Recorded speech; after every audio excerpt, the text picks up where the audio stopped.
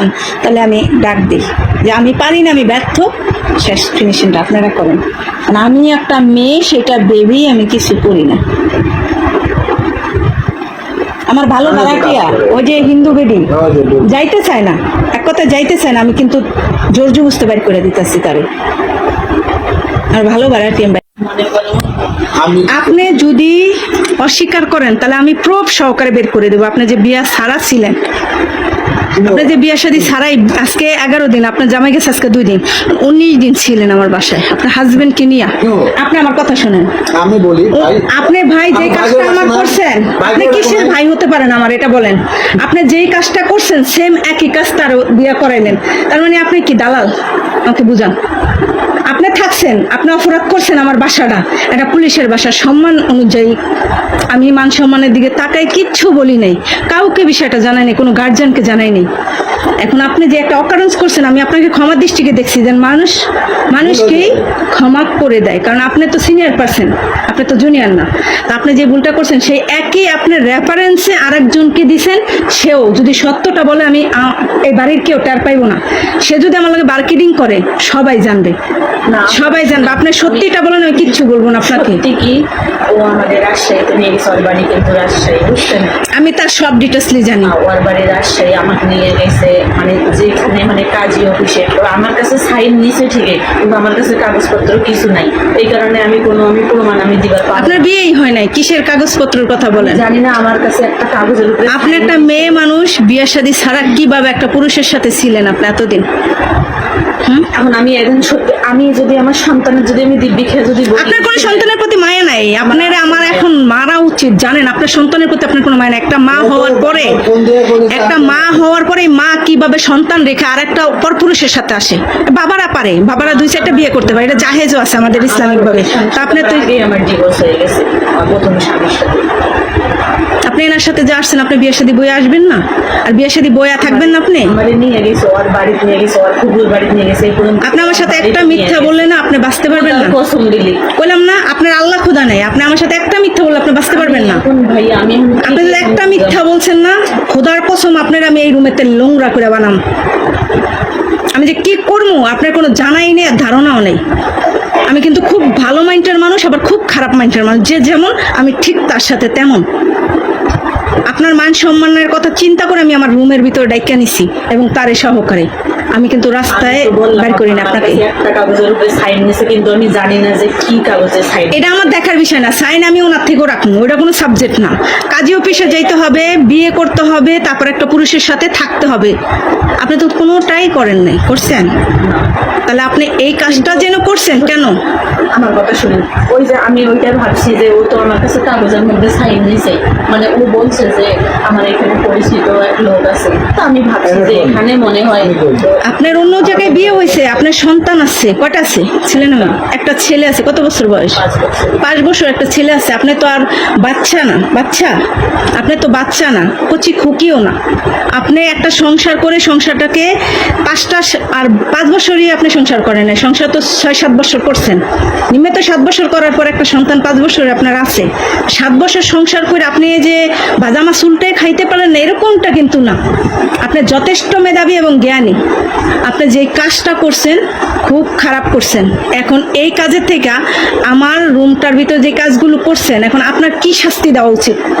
আপনি নিজেই বলেন, কি শাস্তি দেব আপনাকে? আমার একটু কথা বলবেন? আপনি কি বলবেন? আপনার তো লজ্জা থাকলে আপনি কথা বলাই উচিত না। আমি তারপরে বলবো। আপনি তো নির্লজ্জ, বলেন আপনি কি বলবেন? যেদিন আসছে বলছি, আমি সামনে জিজ্ঞেস বলার পরে আমরা বলবো যে ভাই 2-3 দিন গেলে আপনার যে সাইকেল আমার সাথে যে লোকটা আসলে প্রথম মোটা করে দিন আসলাম না, প্রথম দিন আপনি ছিলেন না, হেরে নিয়ে আমরা কাজে অফিসে যাবো। এর কথা কিন্তু সামনে আসে জিজ্ঞেস করো। সে বলছিল আপনাকে কাজী অফিসে যাওয়ার কথা? হ্যাঁ বলেন। কথা বলুন। 2 দিন গেল, 3 দিন গেল, কিন্তু আমার একদিনও আমার কাছে গেলি না যে ভাই আমি যে কাজে অফিসে যাওয়ার কথা, কোন কাজে অফিসে যাবো কি ভালো দিন দাম, কিন্তু আমরা বলেও নেই, বলে নাই। এখন আমি পরে যখন দেখতেছি যে না ইদানিং বাসায় তো আমি আসি না, ইদানিং কালকে আজকে আসছি আমি। আপনি তো ব্যাপারটা সবই জানেন, সবে যায়নি তো আমি আপনিও তো আমাকে বললেন না, আপনি তো আমাকে বলেন না। কথা আমি সমাধান করার জন্য তো জিনিসটা কইছি, হাজারবার কইছি যে এইভাবে কিন্তু হয় না। একটা মেন হচ্ছে তার ইজ্জত, সেটাই যদি নিলাম হয়ে যায় সে মেয়ে বাঁচতে এর তো মানিজ্যতের কোনো ভয় নেই। কেমনে কেমনে কেমনে ওদের চলতেছে, রনি যায়, রনি কই, ও মাথায় কিছু নিচ্ছে না। অলরেডি বিশ্বাস করবেন কিনা যে কাটার উপর আছে, রনি গেছে বাইসে গেছে, কালকে কিন্তু বিধম মার খাতে রনি। কেন? খোলাপানের জন্য। হ্যাঁ, খোলাপান মার দিতে বিধম দুজন করে। এদের চলাফেরা খারাপ, আমার বাসাটারে খুব নোংরা বানাই লাইছে। এখন ভাই এটা যে পুলিশের বাসা এত নোংরা করছে এরা, মানিজ্যত মানে আমাদের আর রাখে নাই। যা ওদিকে যা হয়ে গেছে গেছে, এখন শিমু আবার কি করছে, রুম পরে কি বলছে, আপু বলছি ওই আমারে ফোন দিছিল দেওয়ার পর আসবে সেটা আমি জানি না, কিন্তু ফোন দিয়ে বলছে যে রুম ছাড়িয়া চলে আসো। তা আমি এবার বলছি যে আমি কালকে 2800 টাকা শিমু আবারে দিছি, দিয়ে আমি কইছি যে আজকে আবার শিমু আবার ফোন দিলাম, আজকে আবার সকালবেলা ফোন দিছিল আমারে, দিয়ে কয় শিমু আপু কইছো, আমি কই এখনো কই নেই, আজকে কম। পরে তো আপু ফোন দিয়ে কইলাম যে আপু আমি তো 1 তারিখে যাবো। তো আপু বললো যে আমাদের বাসার তো নিয়ম না যে এইভাবে যাওয়া যায় না, তাহলে 2 মাসের ভাড়া দিয়ে যাওয়া লাগে এখান থেকে। তো আমি এবার বললাম যে আচ্ছা তাহলে ঠিক আছে, তাহলে আমি 1 তারিখ পর্যন্ত থাকি, তারপরে ওই সামনের মাসের ভাড়া দিয়ে আমি যাবো। সামনের মাসে না, একটা কথা হচ্ছে এই মাসেরটা দিয়ে আমি যেটা দিছি। করি- এই মাস বাদ দেন আমি আপনি, বলতে এটা আমি বাদ বলি দেন। না, আপনার কথাটা আমি বলি। বলেন। ঢাকা শহরের নিয়ম, তুমি যদি রুম ছাড়ো 1 তারিখে না করবে, 1 তারিখে না করলে তার মানে রানিং মাস, পরের মাসে 2 মাসের রুম করে দিলেই হবে। কিন্তু তুমি আজকে 11 তারিখ, 11 তারিখ কোন হিসেবে তুমি না করতেছো, এই কথাটা বলো। হিসাব কিতাব বাদ, এখন আমার কথা শুনেন। আপনি আগামী 2 মাসের ভাড়া দিয়ে আজকে আপনার আমার বাসা থেকে বিদায় হবেন। আপনার মতো নোংরা লোক আমি আমার বাসায় অ্যালাউ করব না। This is final. আপনার মতো নোংরা মানুষ আমি রাখবো না। আমার যেটা লিগ্যাল ভাড়া এটা দিয়ে আজকের ভিতরে, আমার কথা শোনেন, আজকের ভিতরে দিয়ে আপনি এই 2-1 ঘন্টার ভিতরে চলে যাবেন। আপনাকে মানুষ ফিসায়ালে, বুঝতে পারছেন? আপনি একটা মেয়ে মানুষ।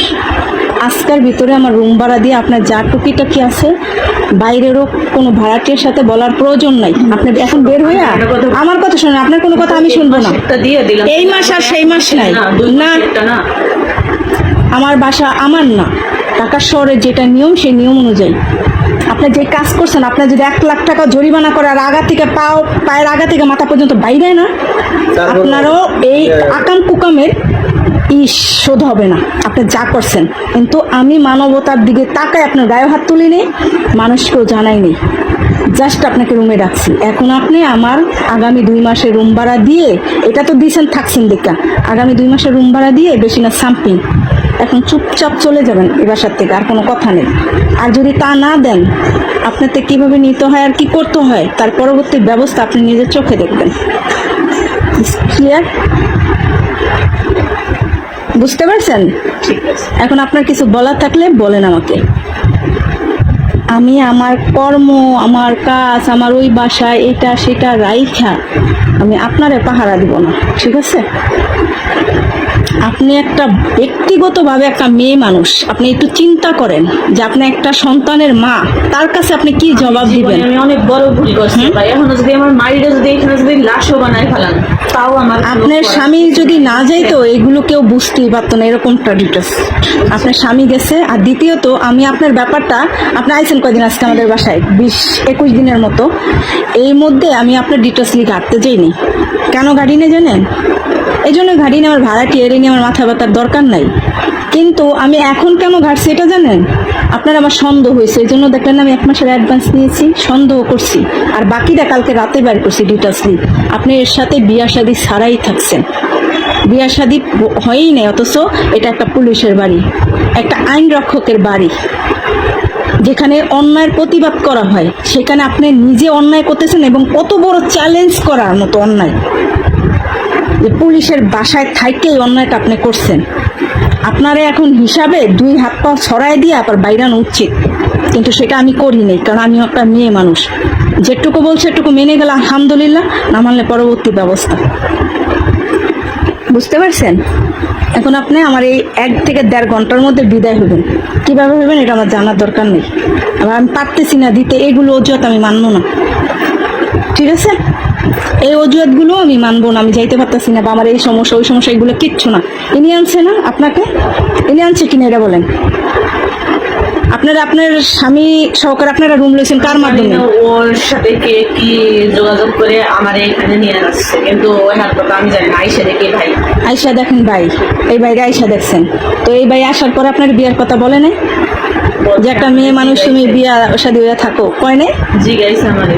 হ্যাঁ জিজ্ঞেস করছে, তা আপনি কি বলছেন? যাবেন বলছেন, এটা বলছেন যাবেন? আমি বলছি যে ভাইয়া হয়েছে, মানে ওই যে বললাম না যে সাইড নিছে, আমি তো আর জানি না এত কিছু, পড়ালেখাও আমার বেশি না, আমি কিন্তু জানি না। আমি বলছি যে ভাইয়া এরকম এরকম যে কাগজের মধ্যে সাইন দিছে, আমি ভাবছি যে হয়তো বা বিয়ে করছে, কিন্তু আবার রনির কাছে যে ভাইয়া আবার জিজ্ঞেসে ও যে আবার এই কথা বলছে, আমি তো আর জানি না। আপনার জানারও দরকার নেই, না জানারও দরকার নেই। ঠিক আছে, গায়ত্রী নামার পরে তুমি যখন আমার জিজ্ঞাসে তখনই জিজ্ঞেস করছি, কারণ মানুষ একটা বোঝা যায় যে কে স্বামী কে স্ত্রী। আর একটা কথা কি জানেন, আমি বলি, সব জায়গায় নিয়ে গেছে। আমি বলি ওর বাড়ি বাদ দেন, আমার কথা শোনেন।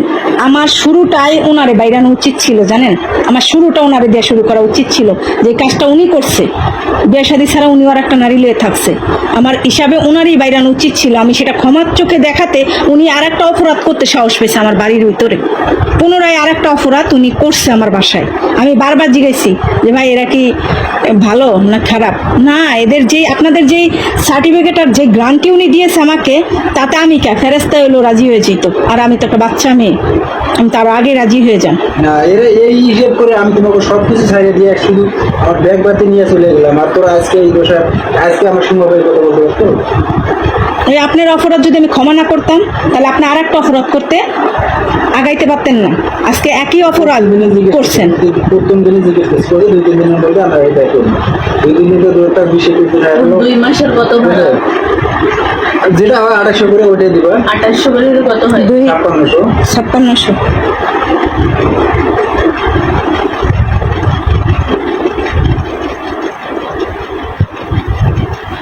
আছে টাকা? না আমার কাছে নেই। আচ্ছা আনান। আপনারা এখন ওই কানের দুলগুলো আমাকে জমা দেন। কি আমি টাকা দিতেছি? ওইটা দিয়ে তখন নিয়ে যাবেন। আমি আপনার নিয়ে পাড়ায় থাকুন, আমি 1 সেকেন্ড আপনার বিশ্বাস করি না। আপনি দেন, আপনি দেওয়ার পরে আমার তাহলে জিনিস নেওয়ার কি দরকার? দিবেন, এটা আপনার তো আমার বিশ্বাস নেই। আমার এখানে আমার কেউ নেই, আমি সারাক্ষণ থাকতেছি বাসায়, আমি কোথাও যাই। আপনি এখন আপনার তো কিছু নাই, হান্ডি পাতিল তো তার না? আই আপনার হান্ডি পাতিল টাকা দিছে কটা? টাকা তো দিছি।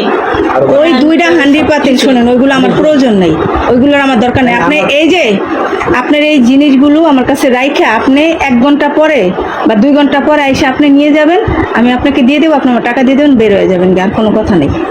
আপনার আমি এই বাসার থেকে রুমের থেকে 1 সেকেন্ডের জন্য বিশ্বাস করছেন, আপনার চ্যাটার প্যাট আপনি যাবেন গা, আমি আপনার কোনো কম এখানে আমার কেউ আছে? আমি এটা যাবো। আপনারা এটা আমার দেখার বিষয় না। আমার টাকা আছে, আপনি বুঝান পারেন।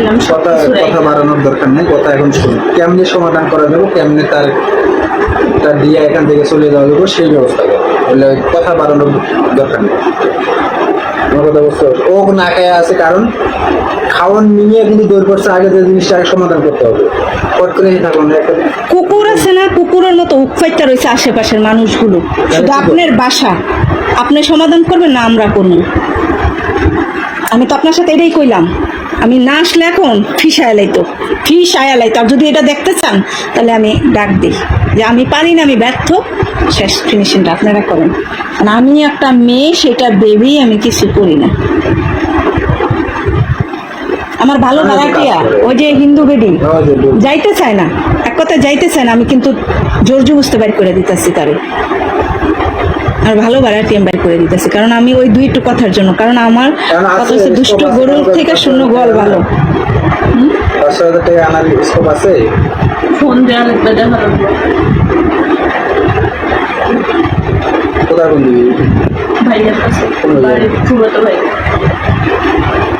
যার কাছে ইচ্ছা ফোন দেন, আপনি আমার তাড়াতাড়ি বিদায় করেন। আপনি আপনার কানের দুলটা বন্ধক রাখেন, আমার কাছে আপনি দিয়ে নিয়ে যাবেন, আপনি দিয়ে নিয়ে যাবেন। এবং আপনারা এতক্ষণ যা বলছেন আমার এই ঘরের ভিতরে সব ওই ল্যাপটপ আপনি এখন আপনারা দেখান। যা করছি যা হয়েছে সব আমার ওই ল্যাপটপের ভিতরে এখন আপনার আমি দেখাই। এতক্ষণ যা হয়েছে যা কথাবার্তা সব রেকর্ড হয়েছে, সব ভিডিও হয়েছে।